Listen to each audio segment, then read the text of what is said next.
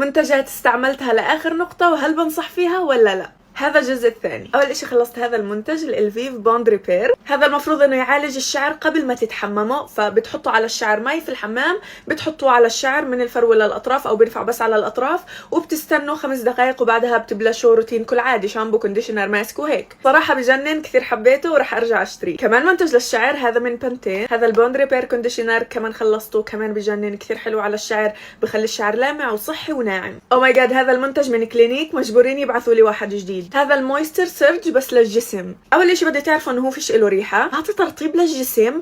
اول اشي بعطي ترطيب في يوم واحد في استعمال واحد، بعطي ترطيب رهيب وبخلي لمعه بتهبل على الجسم بس طل. بالنسبه للمويستر سيرج تاع الوجه خلصت 2، واحد كبير وواحد ميني. هذا من احلى مرطبات عندي لانه على اساس جيل وبهبل للبشره الدهنيه وبعطي ترطيب بيرفكت. غسول المناطق الحساسه من الجيز في، هذا بيمنع الالتهابات في المناطق الحساسه وبخلي المنطقه فريش ونظيفه. يمكن هاي 10 علبه بخلص منه. اخر منتج معجون الاسنان من اورال بي، خاصه هذا الانتنسيف وايتنينج اللي ببيض خلال يوم واحد، مكتوب عليه واحد. من احلى معجون اسنان جربته في حياتي، وعن جد ببيض خلال يوم واحد، بهبل. وهذا هو. اذا بدكم اعمل كمان جزء اكتبوا لي لانه بعد ملان شغلات.